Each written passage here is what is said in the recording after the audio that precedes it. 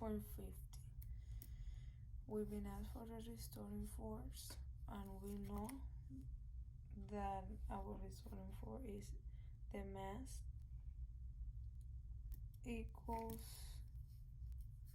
restoring force F mass and data. This we have in degrees, and we need it in the radian form, so we have to convert that from degree to radian. And remember to have your calculator in radian form. And here we have the mass. We put it in radians. The data have to be in radians. So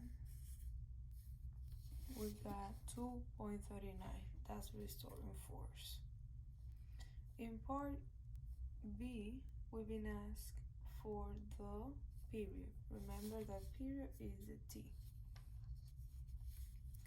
right? T. And what we can do is use this formula.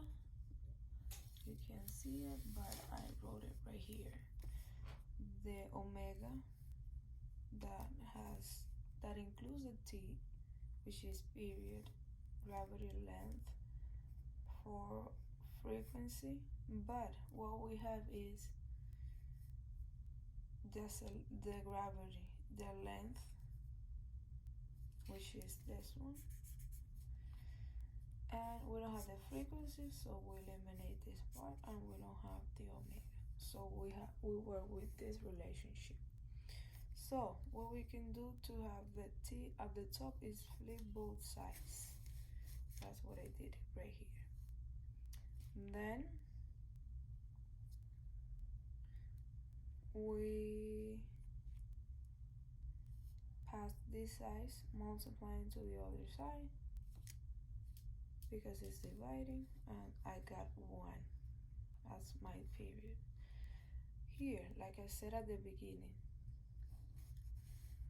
part C, the time it takes at a maximum speed. Remember that a maximum speed is gonna be in the middle. So from here to here is 1/4. From here to here is one half, and the same. So because we want to know the time, here, we just substitute the period, which is 1 divided by 4, and this is the time. And that's it. Thank you very much for watching. I hope you understand the difference between the pendulum and mass of the spring. There are a few differences, but I think we can get it now. Thank you very much, and thank you for watching.